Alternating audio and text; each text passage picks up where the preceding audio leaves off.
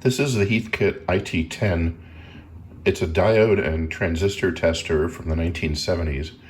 It's functionally identical to the IT-27 and the IT-3127, which really differ only in terms of case color, but the internals are exactly, and the functionality is exactly the same. I picked this one up on an eBay sale because I used to have this in the 1970s, but lost it. So I thought it would be interesting to get it again. I also wanted it to turn it into a re-kit, in other words, to totally disassembly and return it into the kit form that it used to be when it was first purchased. But as you'll see later, I decided not to do that. It did not come with the original test leads, but I decided to recreate the test leads out of some nice silicone test lead material, some alligator clips, and some nice banana plugs. So these are the 3 test leads which would normally have come with the unit back in the 1970s, and they work perfectly well, of course. I should mention, of course, this whole thing is functionally obsolete today. I mean, it does work very nicely, but it's totally obsolete because it's been made obsolete by, well, things like this, where you just plop your transistor in and get an answer. So, but it is nice to have, simply for nostalgia's sake, and also because this had to be the simplest Heathkit from an electronic point of view that they made, at least in terms of test equipment. Because as you'll see, apart from meter movement in front here, you'll see inside all there is 3 resistors. That's it. There are no capacitors, there are no diodes, there are no transistors inside. The electronics consists of exactly the meter and 3 resistors, the switches, and a couple of C-cell batteries. Here's the guts of the IT-10. When I bought it as a Heathkit listing, it was listed as not working for parts. It quickly became apparent that the reason it was not working was that this one of the plus 2-volt wires just had come undone. But in fact, as you'll see later, it works perfectly well. Also, when I opened it, this is what it looks like, and a couple of things. It's actually very nicely put together. So I was curious. I wonder if this is, was this a factory-built unit? But no, this is not a factory-built unit because I don't believe Heathkit actually made a factory-built option for the IT-10 or IT-27 or even the IT-3127. I could be wrong. But in any case, whoever did build this did a very nice job. But for some reason, they added this orange wire, which simply serves to ground the top half to the bottom half of the case. This is not part of the assembly instructions, so I don't know why they did. Plus, the fact that these things screw together with 6 screws means that, it's not even AC. It's not an AC powered product. It's battery powered, so I don't see any reason to bond the top half and bottom half of the case. But nevertheless, someone did put in this orange wire for some reason. And of course, it being a Heathkit, they use solid, not stranded hookup wire. And that's one of the reasons that probably this wire came loose over time. But everything else, as you'll see, does work just fine. Here's the IT-10 again. This time I've removed the solid wire that they're using for power and replaced it with some nice longer stranded hookup wire. I made it a little bit longer so I can, if I want to, turn around the top half and operate it without having it interfere with the bottom half.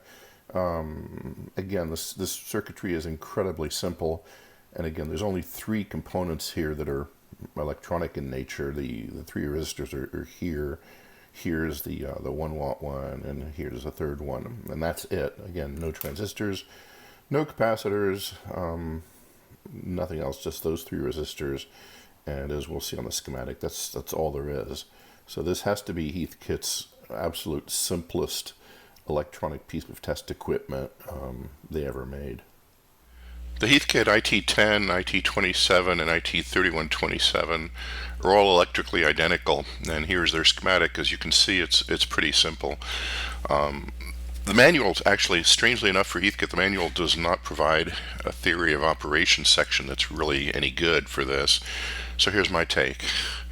Starting on the right, we got two C cells worth of 3 volts to run the thing.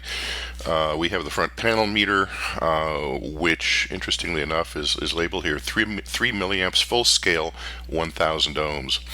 And you can't tell by looking at the back of the meter, because whatever they're doing is internal, but obviously it's designed with 1000 ohms worth of internal resistance, so that if you short the 3 volts worth of batteries across it, you'll simply get 3 milliamps and therefore full scale. In other words, it won't damage the meter.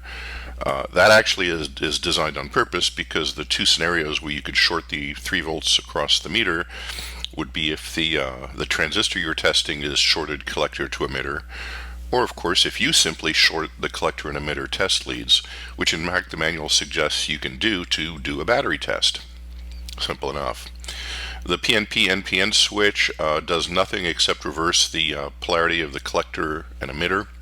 That's all it does. Right now it's shown in the PNP position, and so that routes minus negative battery to the collector and positive battery through the meter to the emitter. If you switch it to NPN, it simply does the reverse. The high-low switch, right now it's shown in the high position.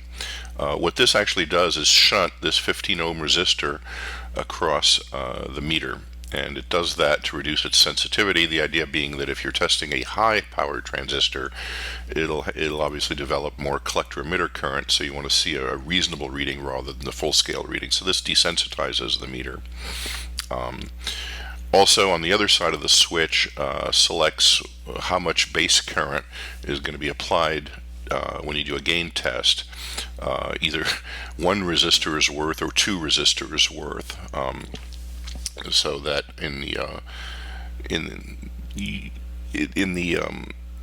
low position for low power transistors, both resistors will be in series, and in fact what winds up being applied to the base is on the order of microamps. And then the leakage gain switch is the momentary one. When you apply it to the gain, whatever collector current you selected with the high-low switch will be applied to the base, and that'll cause collector to emitter current of some kind, which will be reflected on the meter, assuming the transistor works. That's it.